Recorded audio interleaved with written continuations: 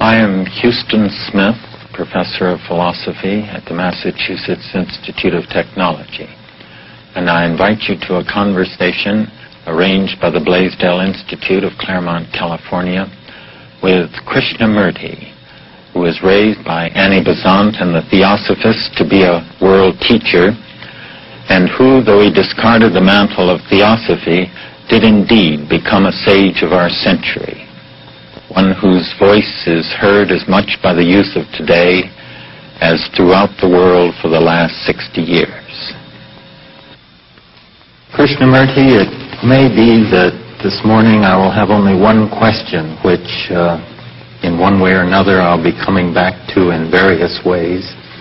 In your writings, in your speaking, time and again you come back to this wonderful little word, lucid, and lucidity.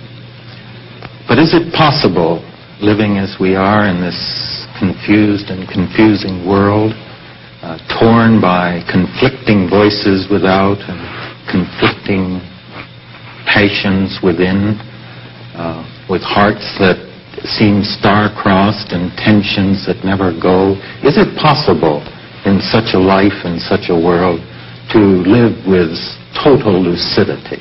And if so, how? I wonder, sir, what you mean by that word, lucid. I wonder whether you mean clarity. That's what first comes to mind, Yeah. yes. Is this clarity a matter of intellectual perception, or is it a perception with your whole being, not merely a fragment of your being, but with the totality of one's own being? Certainly has the ring of the latter. It's the latter. So it is not fragmentary. Therefore, it's not intellectual or emotional or sentimental. And so, is it possible in this confused world with so many contradictions and such misery and starvation, not only outwardly but also inwardly, such insufficiency psychologically, outwardly there are so many rich societies, is it at all possible for a human being living in this world to find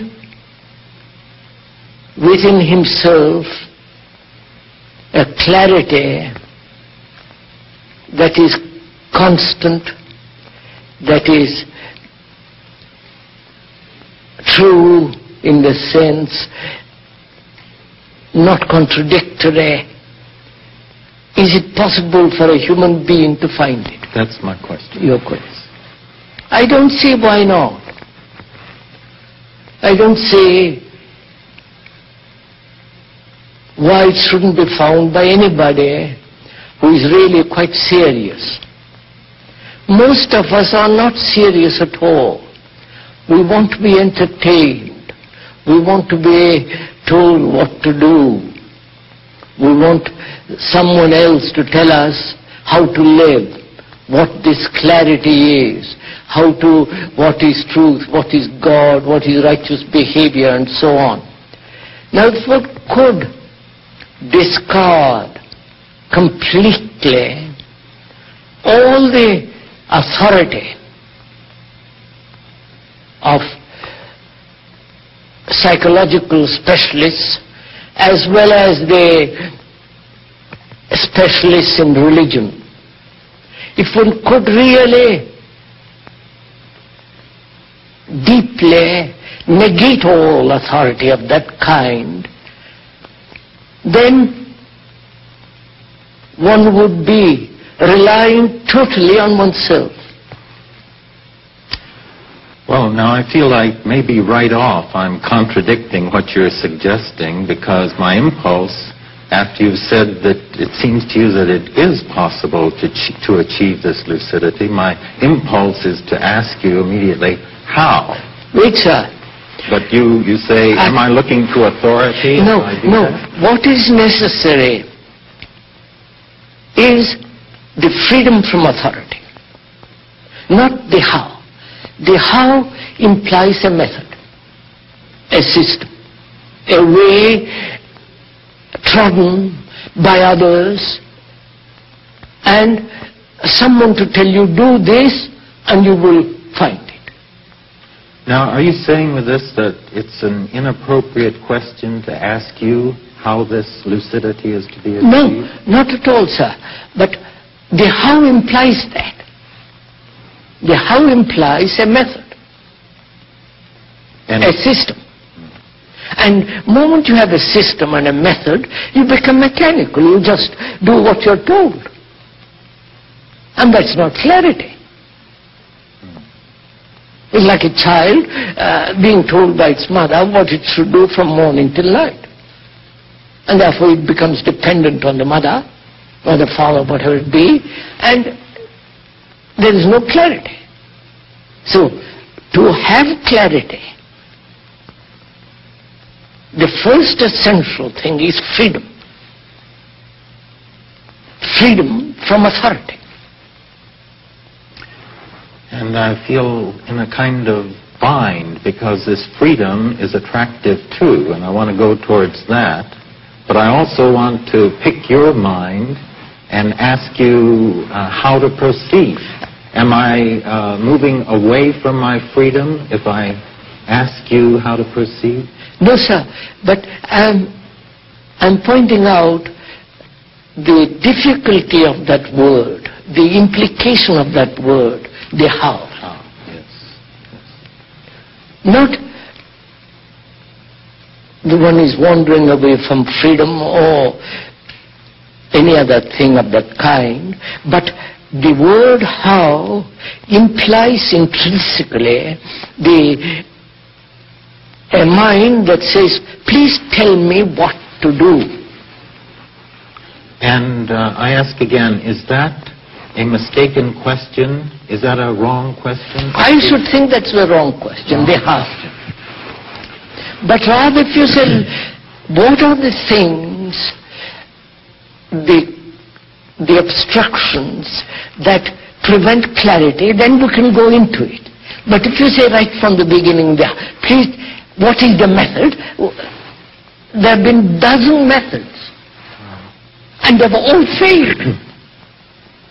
They have not produced clarity or enlightenment or a state of peace in man. On the contrary, these methods have divided man.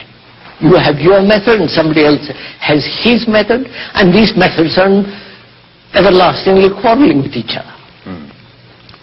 Are you saying that once you abstract certain principles and formulate them into a method, this becomes too crude to meet the intricacies the intricacies and the complexities and the living quality of clarity? So that the how must always be immediate from where one stands, the particular individual? I would never put the how at all. The how should never enter into the mind. Well, this is a hard teaching. It may be true, and I'm reaching for it, and yet I don't know that it's possible. I don't feel that it's possible completely to relinquish the question how in everything. Sir, I think we'll be able to understand each other if we could go a little slowly, not into the how, but what are the things that prevent clarity? All right, fine. Through negation, come to clarity, not through the positive method of following a system. Fine. All right. This is the via negativa. Via negativa. Approach through the back door. That's good. I think that's the only way. All right. The positive way of the how has led man to divide himself, his loyalties, his pursuits. You have the how of yours and the how of somebody else and the method of this and they're all lost.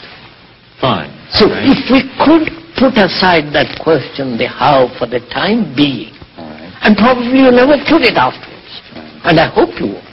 Well,